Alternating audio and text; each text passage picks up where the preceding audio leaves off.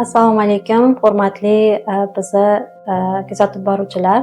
Biz hammangiz uchun oldin aytib o'tganimizdek, doktor Vivek Vij bilan suhbatlar orqali sizlarga qiziqtirgan savollaringizga javoblar olib beramiz. Bugun studiyamizda doktor Vivek Vij tashrif buyurishgan. Dr. Vivek, good morning. Good morning, Thank Ulka. you. How are you? Very good, thank you. And thank you very much for coming to India for this, especially for this podcast. And thank you Because for you to have time. I'm and- always available for my patients. Because we feel that education is the key in managing patients. Yes, you're right. Every time we tell, but better to hear from such a big specialist like you, and we hope this will be very beneficial for our Yes, patients. it will be. It will be. So we want to talk about more about the biliary strictures today. Okay. So I wanted to ask, like, patients sometimes they get very irritated with very small change in the bilirubin, or some patients don't even bother when the bilirubin is doubled or tripled. When it is alarming for the patient to worry about the bilirubin or enzymes levels. So, Ulka, so when we say biliary stricture, that is just one part of it. I think we should talk about overall biliary complications after liver transplant. Okay.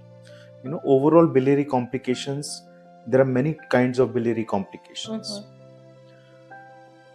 The most common is biliary stricture, right? Stricture is a word used when two tubes are joined together and they get tightened. So that is a biliary stricture. Okay, it can happen at any time after transplantation. You know, usually it happens at the end of 1 year. Usually. Then second type of biliary complication is the bile leak, which usually happens in the early period, first month after transplantation. Now both are different, and both have different management also, right? So wherever the liver transplant is done, whenever the liver transplant is done, biliary complications are part and parcel of liver transplant. Okay. Now, having said that, you said that some people are not worried about bilirubin, some people are worried about bilirubin. So I would say to my patients that your liver tests should be as normal as possible. That is the baseline, right? And if your tests are normal, then you should not worry. But if they are abnormal, then you should go into details and talk to your team and diagnose what's the problem inside. Biliary complications are one diagnosis. There are many other diagnoses in the post-transplant period which we should take care of as doctor's team and as a patient, right? So the summary of our talk is biliary complications are the most common complications after transplant. They can be leaks in the early period, or they can be strictures at the end of 1 year or maybe 2 years or 3 years. And liver function tests have to be normal, as normal as possible. If there is a trend towards rise of liver function tests, then you should be worried. You should contact your team and resolve this as soon as possible.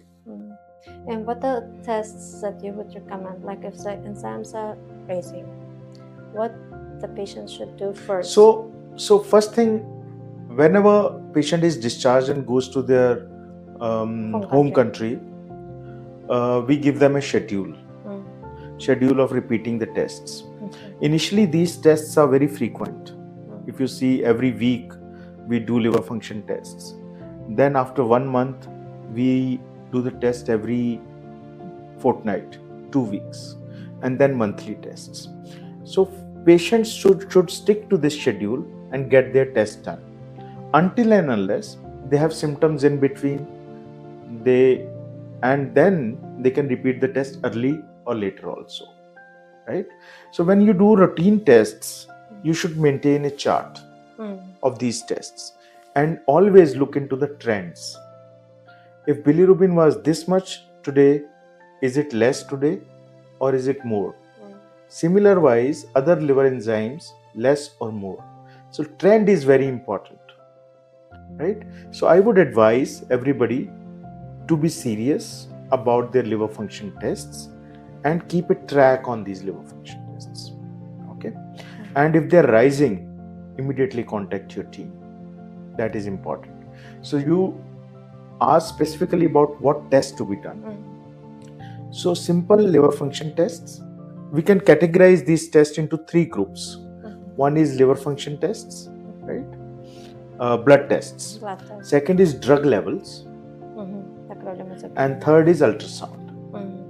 Doppler. So these three are the basic parameters on which we decide whether the patient is having some problem or not. Okay. So liver function tests, ultrasound, along with the drug levels. So these are basically for graft function. Whatever graft is given to you, to determine whether that graft is working nicely or not. So these three tests are required all the time. Initially they are required more frequently, and later on they are required less frequently. That's it. And the patients also complain about itching a lot. Is it also related to this biliary, or is it more related to rejection? No, itching is a symptom. Let's understand two things. We have a graft. Graft is functioning inside the new liver, right? New liver can have various problems. All these various problems can present as itching. Okay, itching is a symptom, like fever is a symptom. Fever can be because of many things. Like itching can also be because of many diseases. Okay, but the most common reasons, 2 or 3 reasons for itching, are biliary complications, number 1. Number 2, it can be a side effect of the drugs. There are many drugs which can cause itching or allergic reactions, right? And if you remember these 2 reasons, good enough. Now itching, if you see biliary complications and itching, stricture and itching can be an early sign of biliary complications. It's caused by many reasons. Due to blockage in the bile duct, there are certain bile acids which go up, and there are many latest theories why it goes up. There are many other reasons, and they irritate the nerves in our skin. They're especially itch nerves. So they irritate the itch nerves, and it can be early signs of biliary stricture. Okay. Secondly, there are certain drugs like painkillers, like opioid drugs, naloxone and other drugs, or immunosuppressive medicines which can be allergic. They can also cause itching to the patient. So itching, after we diagnose everything, after we rule out everything, should be taken as seriously. It is not a very subtle thing. Itching happens because of allergy or biliary complications. And if it happens because of allergy, will it be preventable, or can we do Yes, of something course, about we have to find out the reason why it is happening, which drug, which food, or whatever is causing the itching. Then we eliminate that or decrease the dose, or we add medications to treat this. Okay. Yeah. Because I don't want the patients to have Allegra all the time. No. Allegra, just giving an Allegra for itching. Symptoms for some time. Symptoms for some time is okay. But you have to see that why itching is happening. This is very important. The reason for itching has to be sorted out before we prescribe any medicines. And also this can be funny, but sometimes doctors ask patients to take bath, and they get very... Take? Bath. Okay. And patients get very upset, and they say, like, they think that we're not taking enough shower or bath. What is the reason in itching? Why do they ask? So in itching, as I told you, there are peripheral nerves. There are especially itch nerves. When the chemicals in the body, they increase, they irritate those nerves. Taking a bath might calm down those nerves and decrease the itching. That is the scientific basis behind it. Yeah. So not shower, but bath. Can. Okay. Okay. And also, if we go back to biliary strictures and leaks, most of the time patients blame doctors. Yes. They say that it's natural. I would say it's natural to blame doctors. Yeah. And I was reading one article where it was saying that technical problems happen at early stage, but if later, it's anatomical feature of the patient. So how earlier is early and how later is later? And So let's understand first biliary complications. What is the incidence? In how many patients we expect these biliary complications to happen? There are many studies in the world. The range of complications varies from 5 to 7% to 30%. In many series, it can go up to 30%. In some series, it is about 6 to 7%. We have published our own data where the biliary complications are in the range of 7 to 8%, especially after living donor liver transplantation. Now, out of these, I have told you that early biliary complications are leaks, and delayed biliary complications are usually strictures or tightening of the bile duct. Now, it's but natural to blame your surgical team that these complications have happened because of them.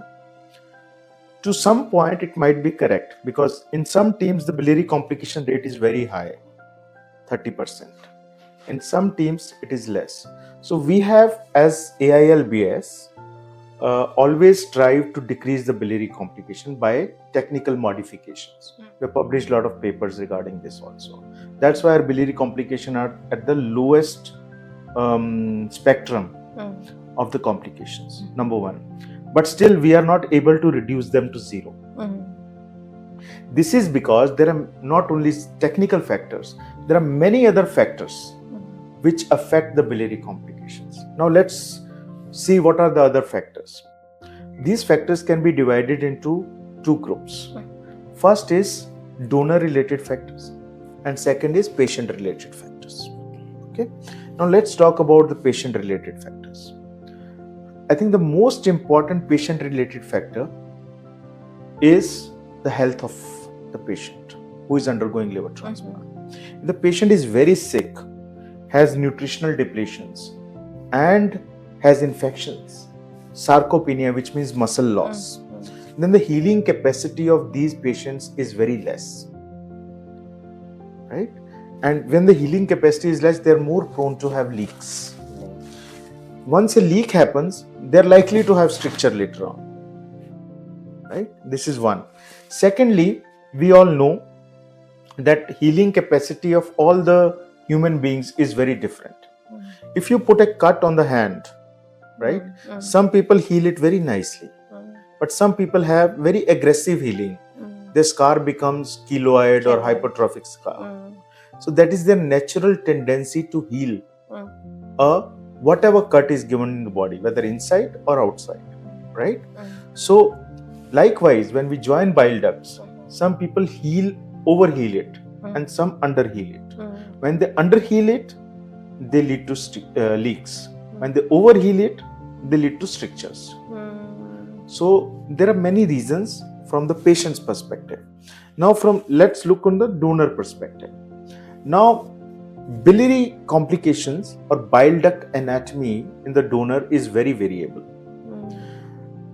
To the extent, we always say that there is no standard biliary duct anatomy for the donors, right? But generally speaking, if the bile duct in donor is big and single, the incidence of strictures and leaks are much lesser. But if there are multiple smaller ducts positioned at a very notorious angles, then it's more likely to lead to biliary complications. So there are multiple factors which play, and if we keep on rejecting all the donors, it will not be possible to do any transplant. So we accept this middle path of accepting the biliary complications about 7%, but accepting all the donors. So patients should know that biliary complications are part and parcel. As we have talked, the trend of liver function test, ultrasound, will detect it at the earliest possible time, and then we can easily correct it. So if patient has multiple ducts, it's not a problem, but if donor has multiple Of ducts, course, it's a problem. It's a problem. It's not a major problem, but yes, the chances might go up. The sickness of the patient and anatomy of the donor both have to be correlated together. And articles were saying that cadaveric donor transplants have lesser chances of biliary strictures. Which donors? Cadaveric. Cadaveric transplant is very different from living donor transplant. In cadaveric transplant, we don't have small ducts. You just cut from The bigger. main duct, and it is joined with the main Okay, duct. okay, So that's that's why. But the type of biliary complications in cadaver transplant is very different from biliary complications in living donor transplant. In living donor transplant, it is anastomosis, where we join the ducts. That is the problem. But in cadaver transplant, because of cold ischemia time, because liver is procured somewhere else, taken somewhere else, the time of amount liver remains in cold is more, 6 hours, 8 hours. That's why the biliary complications, there are more of ischemic nature, means less blood supply. They involve more of the liver rather than anastomosis. And those are untreatable kind of biliary complications. Okay. So biliary complications are not less, but their spectrum changes in both the transplants. Okay, I got it. And let's talk about treatment. If the patient is having bile leaks or strictures, what is the treatment and what is the prognosis? So bile leaks, I don't think so. Bile leaks patients should be worried about too much because they happen in the early period, and surgical team would handle that. Usually bile leaks also lead to infections, episodes of infections in the body because there are collections in the body, bile leaks in the abdomen, and then it comes out through the drain, right? So that leads to infections and abscesses in the abdominal cavity. Now, the first priority of the surgical and medical team is to resolve those infections by putting a tube or whatever we want. And secondly, we have two methods to manage these leaks. One is by intervention radiology or by endoscopy, PTBD, endoscopy, or whatever we want to do. Or second is surgical correction. So the protocol we have devised for our team, because a lot of patients come from outside countries, they cannot keep on doing stenting and PTBDs and all. So what we try to do is early repair of all these leaks. And our results are very good regarding early leaks, and patients go home and they usually don't need to. 90 to 95% of patients after leak cure by surgery, they need not come again.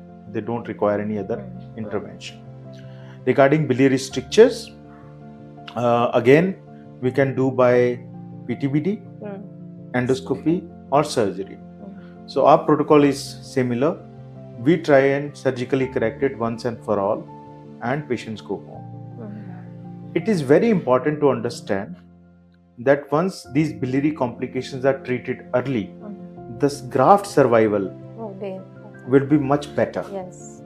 If we keep on lingering, if we don't treat this, then the graft survival goes down.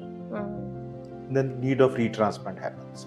Yeah, we have seen a couple of cases like that. So my advice would be, once your treatment team tells you that it's a biliary complication has to be treated, please take it seriously.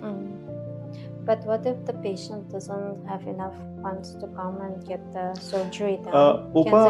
I don't think so. In today's era, generating funds is a problem. We always also help some people, but and also there are a lot of people who help patients. One should be first of all willing to come back. That is the most important thing. Giving an excuse that they don't have funds should not be accepted as an excuse. First thing is, they should realize they have complication and they need to treat that complication, right? And then we will see how to manage funds, right? Everybody needs to put an effort. There are patients. We are responsible for them. We want to help everybody, right? Till now, all the biliary complication packages, we have the world's cheapest packages for our patients who land into biliary complications. So we help them.